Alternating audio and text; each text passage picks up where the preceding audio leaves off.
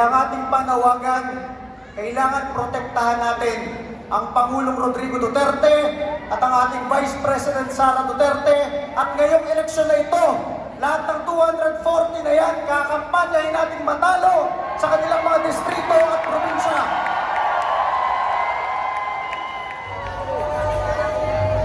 Simula na ang pagbabago! Stop na lahat ng korupsyon!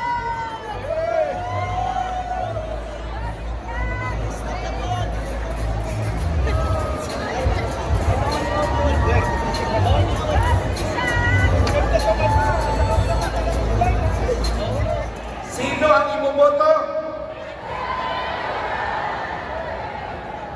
Baliktari natin kasi hindi 50 na iboboto si Pastor.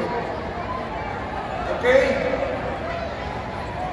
Anong numero? Dapat pa ganun-ganun, no? Yan. Sino iboboto? Ready tayo mamaya, ha? Ronald Cardema ng Duterte Youth Party List.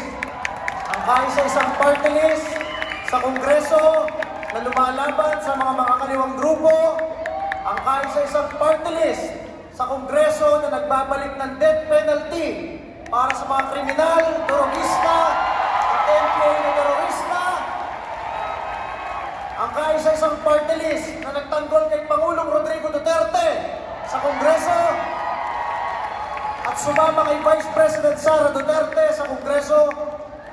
At kung maalala ninyo, sa 300 na kongresista ng bansa, isang Duterte Youth Party List, aapat lamang na bumoto na ma-retain ang SMNI channel sa ating bansa.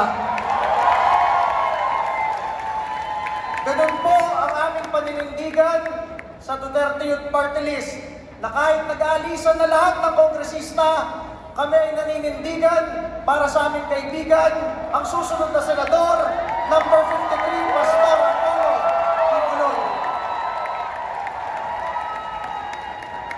Alam niyo, nung tinanggal ako ni Pangulong Bongbong Marcos, kahit fixed term ako sa NYC, as NYC chairman, yun rin ang linggo kung kailan inatake ang KOJC. At sa tingin ko, kami ni Pastor Apollo Kibuloy, baka makuha pa namin sa aming puso, mapatawad kahit konti, dahil mapagpatawad si Pastor. Pero ang hindi namin mapapatawad ay yung ginawa ng mga kongresista kay Vice President Sara Duterte noong huling linggo. Kaya ang aming panawagan mula sa Duterte Youth Party List, tandaan ninyo yung pagmumukha ng 240 na kongresista na nag-impeach kay Vice President Sara Duterte. Kung ano yung ginagawa sa Davao del Sur, sinisira ang letrato ng congressman nila sa sobrang galit ng mga taga Davao del Sur. Sana tayong 32 million na lampas ng mga Pilipino ay manindigan ngayong eleksyon na ito. Huwag niyo iboto!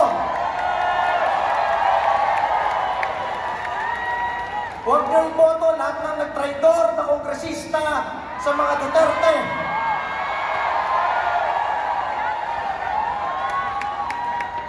Ang Pangulong Duterte lamang at ang Vice President Sara Duterte ang nagpoprotekta sa ating lahat mula sa mga kriminal, terorista at terorista.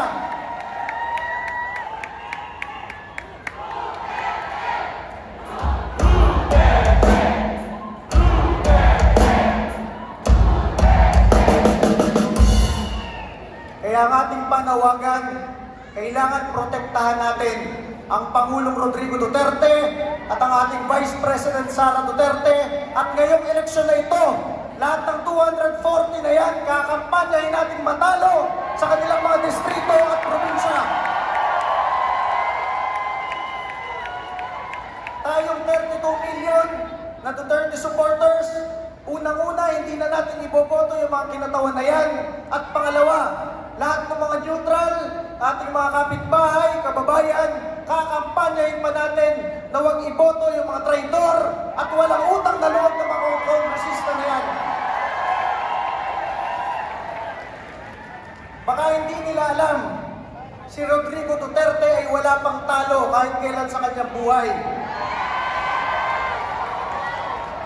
Naging Vice Mayor ng Davao City noong 1987, naging Mayor, naging Congressman, naging Presidente ng Pilipinas. Kaya lang wala si Rodrigo Duterte ngayon, dahil nag-presidente na siya at hindi siya tumakbong senador.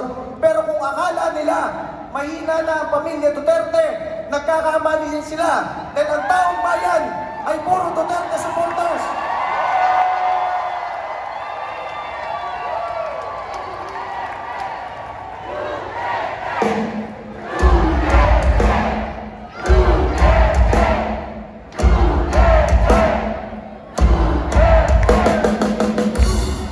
Kaya ang aming panawagan ngayong eleksyon na ito, iboto ninyo ang mga kaalyado ng Pangulong Duterte na narito sa harap at iboto ninyo ang mga senador ni Pangulong Duterte para mapagtibay ang pagbabalik sa Malacanang ni Sara Duterte.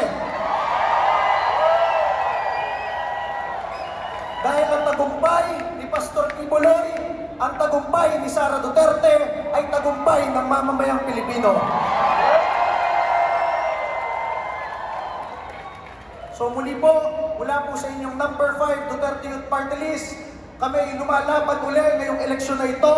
Kami ay naninindigan kasama ninyo at tayo ang magdadala ng liwanag dito sa bayan na lugmok na ito. Muli po, maraming salamat at masabi natin, tatag lang, tatag lang. Maraming salamat po. Maraming salamat kay Chairman Ronald Cardema ng Duterte Youth Party List. Isang malakas na palakpak naman dyan! At ang susunod naman na magbibigay po ng mensahe, mangungusap po sa bawat Cardema. Jose Cardema, welcome to Exponential Music. Salamat po, Pastor.